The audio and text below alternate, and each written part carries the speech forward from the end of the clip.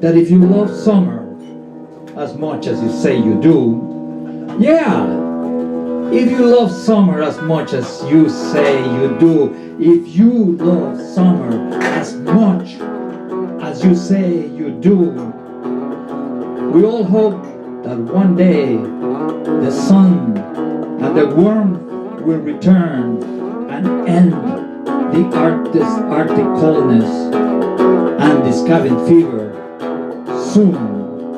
The blues reminds us we've been frozen far too long, that we got it right. We got it right. We got it right to sing the winter blues.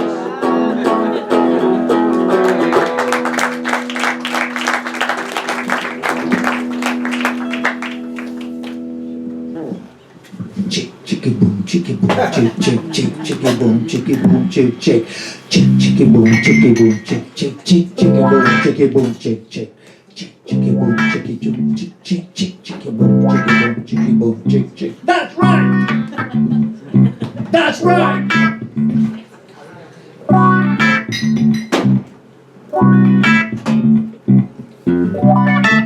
Chick, chicky boom, chick, chick. Chick, chicky boom, chick, chick. Is this here our state of warm reunion? We face the cold wind of this, the winter of discontent and shivering frame of mind. We try to enjoy love and everything sacred, you and I know, but we know everything is nothing under ice and snow. We just know that winter and its minions march on and on and on. Destroy, destroy, destroy our hopes for warmth. Another storm this weekend? Come on! Chick, chicky boom, chicky boom, chick, chick, chick, chicky boom, chicky boom, chick, chick, chick, chicky boom, chicky boom, chick, chick, chick, chicky boom, chicky boom, chick, chick. Why? Just the other day, I was screaming, spring is here, loud! But now I want some global warming on my feet and face. I don't want to seem indifferent to Earth's vast body reeling under siege by us, the cancer of the world. But please, let the vortex unravel. Let it be warm again. Let me run and frolic under benign sky. Let the spring and its colors finally come in. Check, check it boom, check it boom, check, check, check, check, check it boom, check it boom, check, check, check it boom, check it boom, check,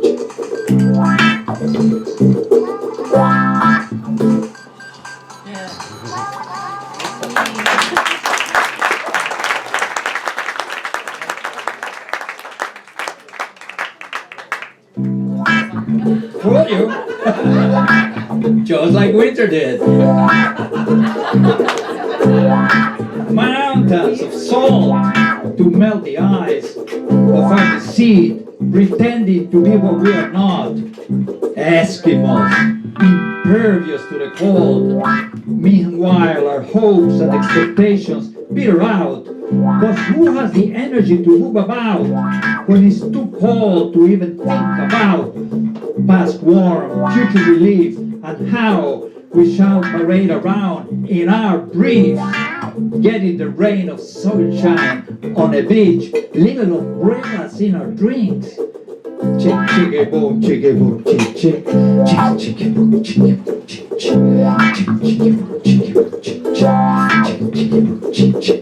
So now, friends and friends of my friends, public at large, relax, enjoy the vibes, warm up, because soon, yes, all too soon, you shall turn around, go out, and face the vortex of our Antarctic lives. But take this with you, these hot, hot vibes. Chick, chicky boom, chicky boom, chick, chick, chick, chicky boom, chicky boom, chick, chick, chick, chicky boom, chicky boom, chick, chick, chicky boom, chick,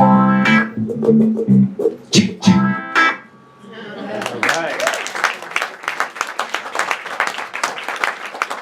Next we have Marguerite Marguerite Maria Rivas, who will indulge you with some more warmth.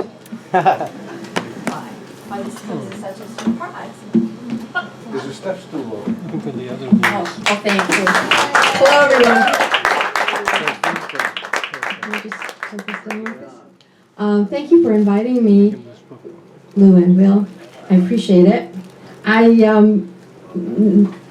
made this new book called Orion's Belt. It's a seasonal chapbook, and I made it tonight before I came here. So I tried to figure out what my winter poems were, but actually I haven't found any.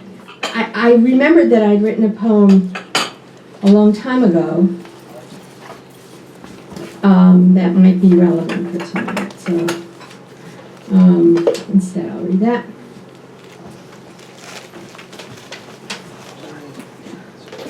Looking toward Manhattan, where the black night is swathed in turbulent white waves of fat snowflakes, Ginsberg lay dying. I see pinpricks of swift heaven wind blow open my coat, pelt my chest, quintessence of New York Harbor on a storm-tossed spring squall night, while Ginsberg lay dying. Ferry boats lie in wait, nightmare predators now nestled in the curve of the inner harbor, waiting, restless, steaming, embrace the rude waves lapping, lashing, while, like Lincoln logs, neatly ordered pylons lie oblivious to the howl and screech of the wind and the ice in a banshee heart which bumps and shakes as if buffeted by storm gusts, in the very black of me, in the very storm gust dark of me, while Ginsberg lay dying. Ghosts of abandoned buildings, empty eye socket sentinels stand mute, a testament to the past in the face of the whooshing, whipping, wailing, howling present. Our bodies turn a corner. Night exhorts our spirits to flee, exorcise souls, hover, and linger. We, my love, were conjoined. We were conjoined at the white racing center of ourselves. They, we, you, were threaded on a single boreal blast from the east beyond the bridge, beyond the terminal, above worms who lie on wet pavements. Death is a chimera commuter, racing the wind, completely obscure, a metaphor of himself, imperfect encroachment upon the enchantment of wind and ice. Novocaine, numbing, face, loving, sleep. This fleeting shade hauls us up by the interlaces, from the unfathomable depths of the white wind night, of the swirling wind night, and portends that Ginsberg is dying.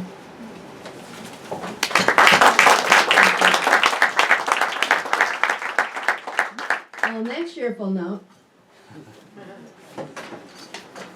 Bill said do something warm and hot. So this is one of my most requested poems. Anybody guess what it is, warm and hot? Pay at the pump. So when I was going through my first divorce, it wasn't my fault either time, honest. I used to drive around a lot at night, and there was only the Merritt gas station on Bay Street that was open, so I learned how to pump my own gas. Pay at the pump. Fuel injector folly it may seem, but self-serve pumps fuel my summer dreams. Insert card or pay cash, I do as towering pump commands. Push in 3 seconds and wait, it informs. Lifting the nozzle, wobbly in my hand, I grip its trigger, flaccid hose awaits. Unscrew the cap slowly and plunge the nozzle into the cabinway of my car's hidden parts. What grade do you want, the roving eye displays. Push anyone to start. High octane makes fuel injectors clean. High test, baby. I clench my jaw and wait for amber power to cascade from watchful pump now that my choice has been made. You may begin fueling, the pump's red message flashes. I grasp his power in both my hands. Bend one knee in watchful anticipation. Caress the trigger worn smooth by others' hands and gently tug. Light pressure and his black hose fills. Turgid now, it strains against my leg while I look back to see the numbers roll and mechanical lover cool in sultry air informs me pump is pumping. Engrossed in feeling rushing current flow, unmindful of spillage in this filling station frenzy, I lift my head and scan for summer stars and feel the fullness of high-octane ejaculate rushing through the rubber hose. Too soon the trigger's pressure cuts away, it dies, it is done. Please do not top off the blinking master chides. And all too soon, with sad withdrawal, my slackened hand unsheathes bright nozzle. Trickle drops of amber love splash softly on my shoes as I return him to his cradle, where vigilant pump responds, "Thank you, please, come again." Thank you.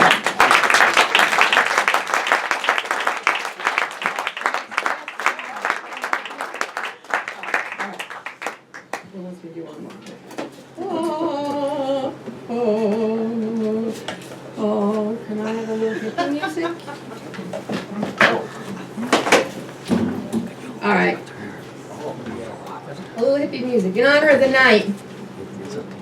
In honor of the college voice. Where's the college voice guy? College voice, radical, radical. Well, I myself was once a radical. Yes, yes, I do. I want a little like.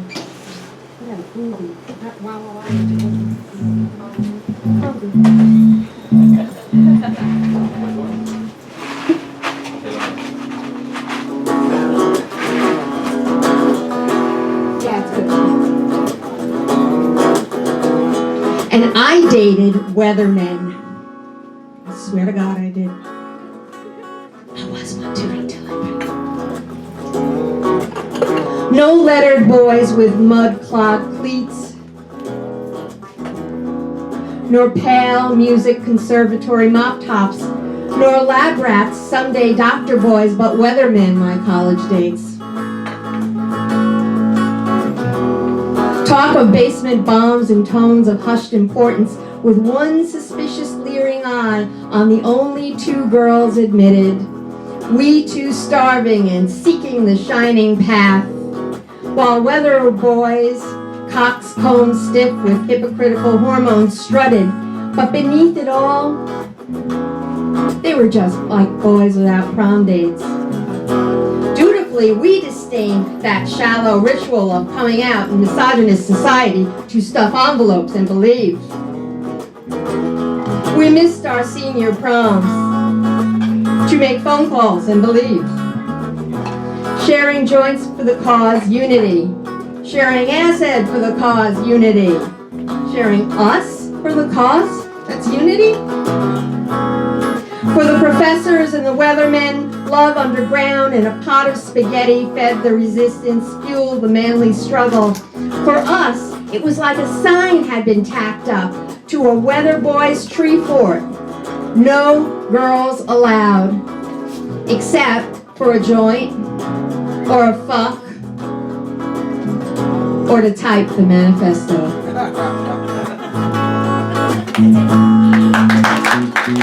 Thank you.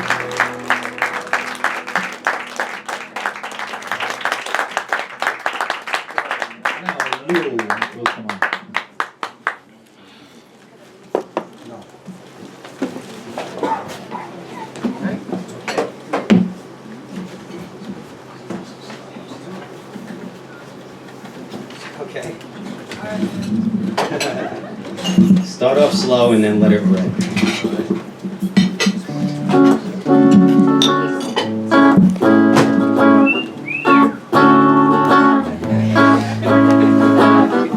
Let's go to the opera and listen to the ladies sing. Let us bring to the earth the newborn child. Let's drink from the Wang Pu. Let's wander down the city lane. Let's plant trees with the workers in the park. Let's watch the flag rise in Tiananmen Square. Let's climb the Great Wall. Let's go walking in the imperialist garden and smell the white blossom jasmine flower. You gotta let it rip more.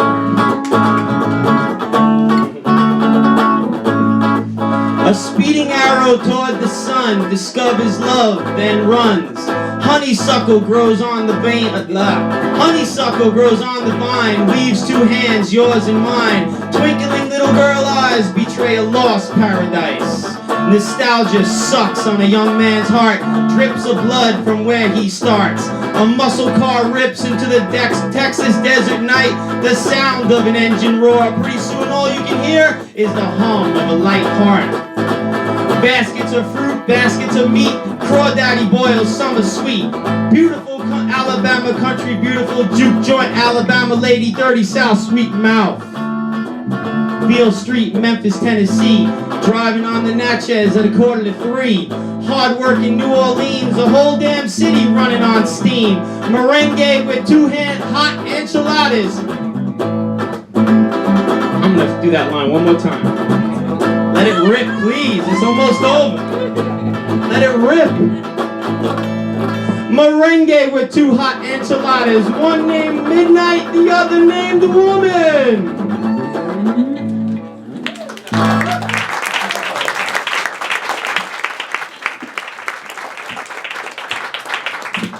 And for the Spanish-speaking people here today, it's a poem called Himno, or Anthem, and it's loosely based on the Ecuadorian national anthem, but actually is an anthem to woman. Y tu frente radiosa, y tu piel, y tu voz, y tu boca, y tus pies, tus rodillas, tus ojos, orejas y dedos, y tus senos, pezones, caderas, y tu clítoris, vagina y labios, y tus hombros, nariz y garganta, y tus uñas, tus manos, tu pelo, conflagración divina hecha carne, toda hecha madera de vida y esperanza. Salve, oh salve mujer, gozo y paz, amor, pasión, anhelo y elegancia.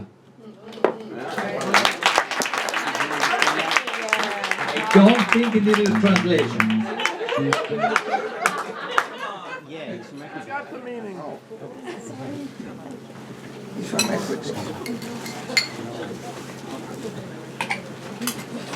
So, summer is one of my favorite, my favorite season. So this one is about that. Summer funk. Yeah. A little summer funk.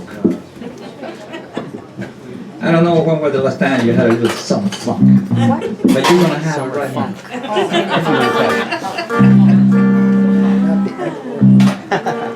That too. Summer fun.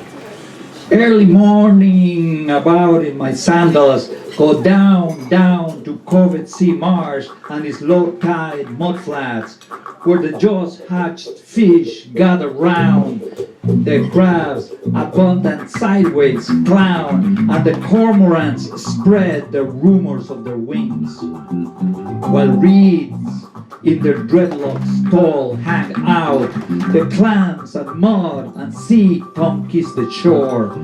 My feet do sink in the mud of that this rich now. My dog too, its paws amok, see traction on sandy, muddy, unpredictable ground, and runs, worrying whatever infinitesimal life pullulating grows gills and fins and moves about in rich contingents just below sight. Floating the flights with such abundant and smelly life as fits these Darwinian latitudes. I sit in reverence and wet my pants on heater water mud where hermits frown their claws at me. After all, it is the prurient summer shore, and reproduction covers everything. while the incessant rays, high pressure air convey with nary a cloud summer's next to last spasm. The hot season allotted time expires with 72 degrees of balmy breeze, and does bring me a sort of peace, distraction anyhow. Equinox already looming, my breath is still pumping O2 inside my longing cells, does bring seasonal presentiment that one day I too shall join the helmeted antediluvian horseshoe crabs and feed the soil for more of the same recurring chain, so some other guy and his canine can, in some other days, some other seasons now, likewise enjoy a moment's smile. Though lachrymose I'm not, I do regret this gentle minute by minute passing of blunt summer and its warmth. Meanwhile, my friends, live on, forget the ancient runaround of the sun, enjoy the thought of the coming summer now, the air sublime, filled with possibilities, while we cover and shiver in this vortex of the vortex of the vortex of winter. March 2014.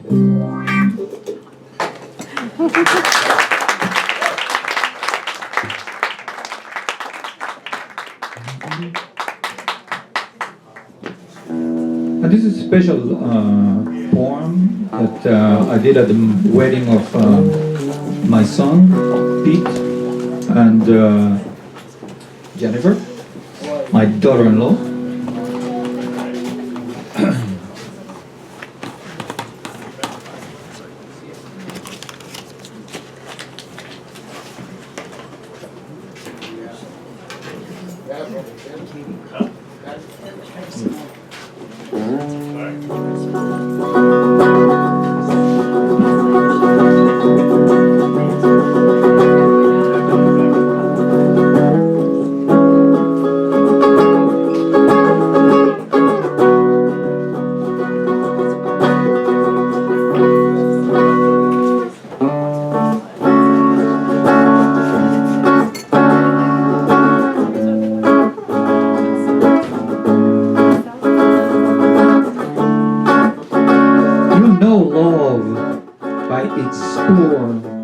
Its condiment, its sauce.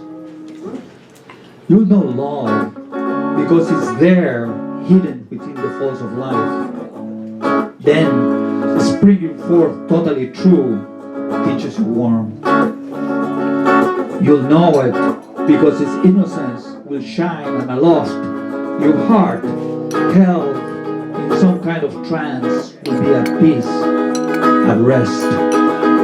Stoic endurance is not the kind of thing I'm talking about, because love brings patience, tolerance. You will know love because its fire does not burn, its heat does not singe, its waters do not drown you.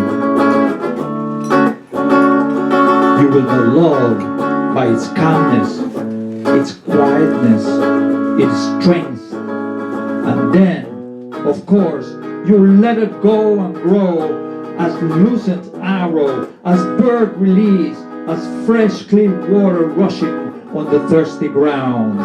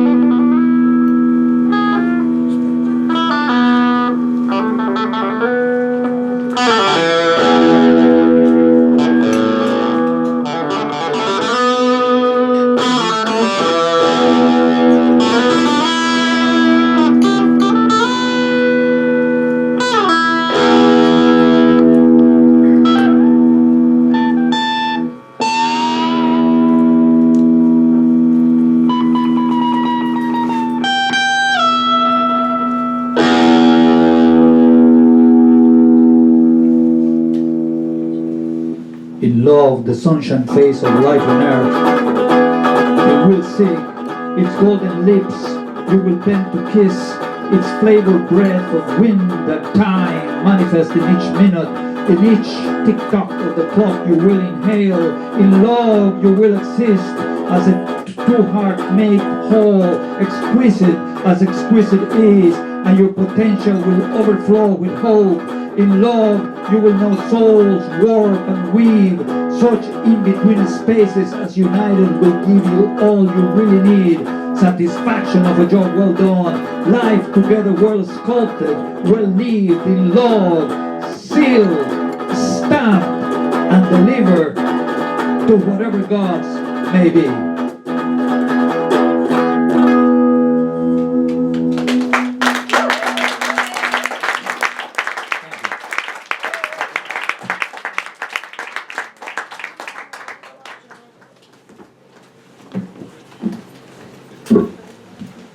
Wow, that was great. Great. What's your name? Maxwell. Maxwell. Woo-hoo! Give it up for Maxwell. Holy moly! Wow. You're like crazy good, Maxwell. Crazy good. What the heck are you going to be like in 10 years? Oh my God.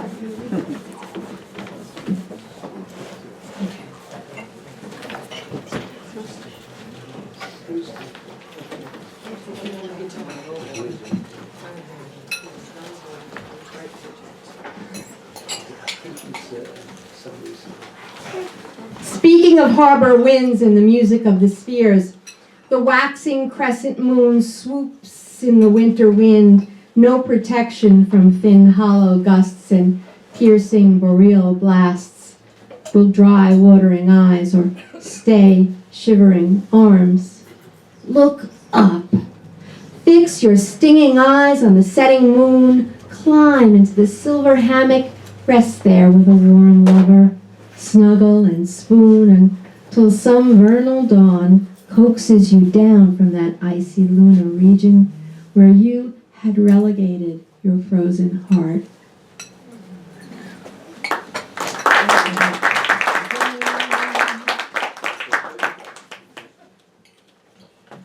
Winter solstice, Midland Beach. The night wind roars, pounds the eardrums, rattles the brain. Cold-starred Orion gives chase until the late sun rises. Over ocean and dunes, where moist sugar sand crumbles and slips through your fingers as you offer sand-filled palms to the magenta dawn.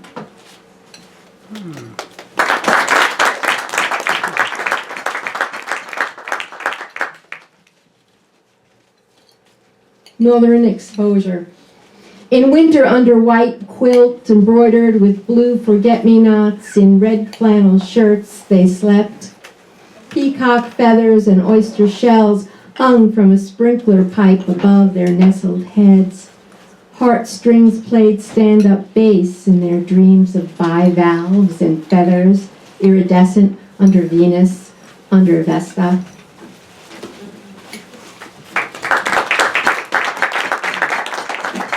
From my last poem. So I'm actually by day or by night a college professor, and I was teaching something once, and one of my students said, "Yo, miss, can anything be a poem?" And I said, I suppose you could read the phone book like a poem, but maybe it wouldn't really be a poem. So I went home that night and wrote some nonsense, and then I read it at an open mic, sort of to prove that maybe it was the way that people enunciate, which they've been doing since 1995, and I'm ready to lose my shit if they do it any longer. Like that. You can't go to an open mic without hearing that. But anyway, I wrote this poem. Amherst in the fall, you said, but Dickinson's all white, and you, my love, are red and black. New York in winter, I said, but winter's gray, and anyway, Los Lobos are in town, and you read Uptown, and I want to run all the way to the Columbia and pull you by that black thicket of your head and pound you and pound me and pop you and pop me, oh please. Dad, dad, dad, dad, dad, dad, dad, dadsy dad, in our little cottage, Bellarmino, Machulito, on Irving Street. But the summer was so hot, and New England's now so far away, and you, my love, are red and black. Thank you.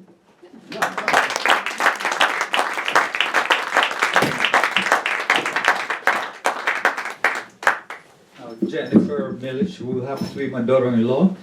And by the way, Max is my grandson-in-law.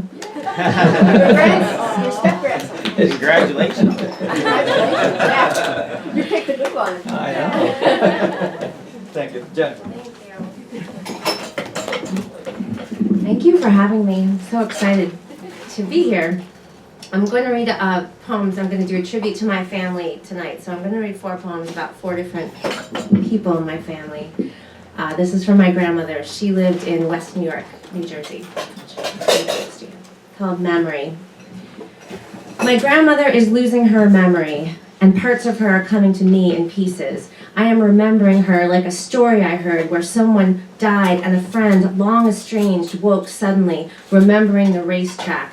1954, everyone dressed their best, and the laugh of the man just died repeating the name of the winning horse, returning with a force.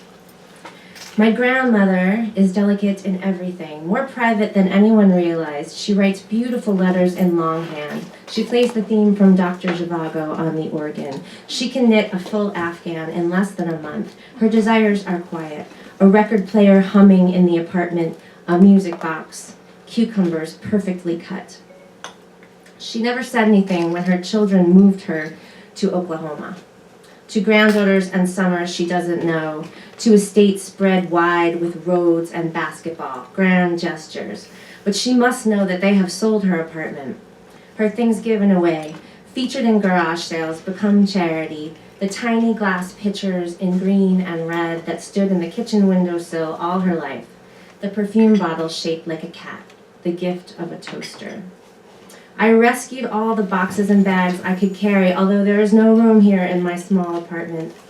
I am guilty with everything I cannot save. I seem to be the only one who doesn't like her things sold. I took sections of curtains, napkin rings, a lamp, and a nightstand, but I am not sure that they wouldn't do her some good. The clock with a dog's tail, the bowls of plastic grapes, the painting of pomegranates, which I asked for specifically. Should I send them to her in a large package? I picture her sifting through this random box of her house, and I do not know if this would be worse. My memories of her have always been quiet, a long afternoon nap, the perfect Christmas cookie, but now they are scurrying around me as I have inherited her things. She was the only person ever to lift me from the bathtub where I stood, naked and sleepy, arms above me. She was the one who wrapped a towel around me and pulled me from the water. I have her towels now, piles of them, but wish I had remembered this sooner. She remembers me, but not everyone. Not the last time she ate or washed her face. Her daughter says she cannot stay in Oklahoma. She needs help. This is too much work. And I am afraid for my grandmother to come back and find nothing to start her draining memory. Not a note card, a coaster of a painted street in Paris, an ashtray. What if seeing her hand mirror her pot holder would be a comfort, a catalyst? If holding a dishcloth in her hands, she'd first remember roast beef, then the dining room table, the shifting colors of cloth in season, then the ritual of the family